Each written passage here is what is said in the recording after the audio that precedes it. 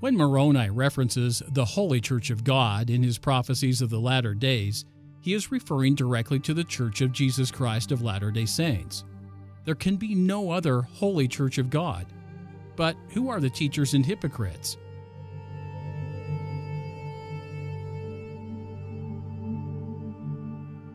These teachers can only be the brethren, meaning the 15 in the first presidency and quorum of 12 apostles. He cannot mean those holding the Aaronic priesthood office of the teacher or teachers at the local level in Sunday school, primary, and so forth. Only the 15 can pollute the church.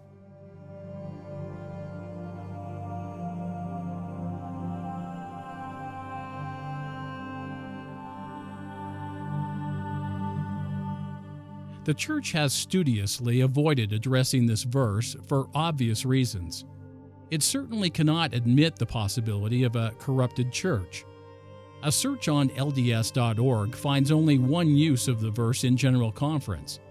In the October 1992 General Conference, Elder L. Tom Perry cites the verse within the framework of surrounding verses of Chapter 8.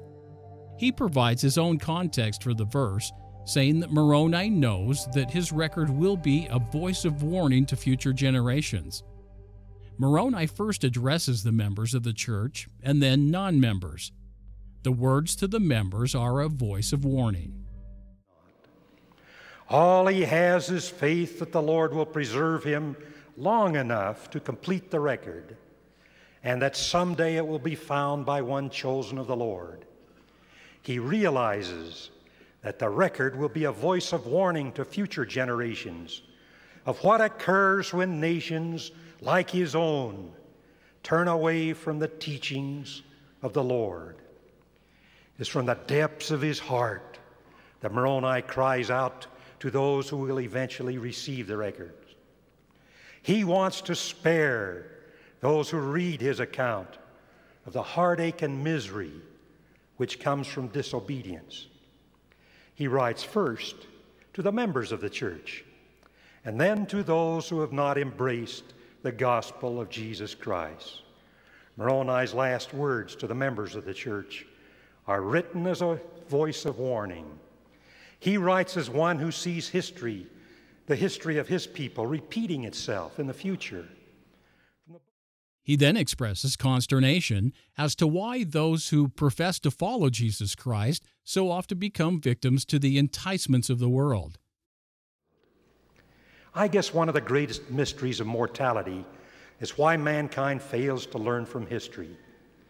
Why do these who profess to be true followers of Christ so often become victims to the enticements of the world? The evidence is so strong regarding the blessings which accrue to those who trust in and follow the ways the Lord has prescribed for us.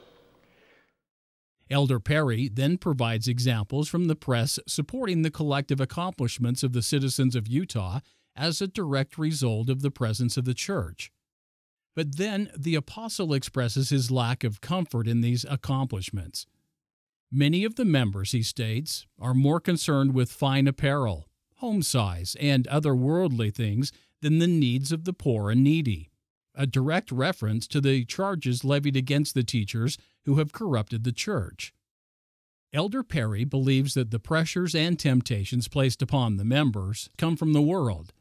He warns the members to repent or be destroyed. How I wish I could feel comfortable with all this special attention we are receiving. In the midst of this favorable publicity, we see many members seeking worldly pursuits, contrary to the words of the Lord's prophets through the ages. Many of us are concerned about our fine apparel, the size of our homes, our cars and their gadgets, than we are about the needs of the poor and the needy. We also have seen the threat of legalized abortion, gambling, pornography, the challenges of public prayer, undermining the values that bind us together as a community of saints. Clearly, the members of the church face tremendous challenges in the latter days. We must not only resist, but mount a counteroffensive against the temptations of the world and its teachings, if we are to preserve our uniqueness. Unfortunately, Elder Perry's characterization of Moroni's prophecy is inaccurate on several levels. First, it is the church that will become polluted, not its members. True, the membership of the church can be considered the church itself. However, even if we concede that it is the members who are corrupted, then Elder Perry cannot correctly argue that the world is to blame. Moroni is explicit. It is the teachers within the church that pollute the church. It is an inside threat and not an outside threat.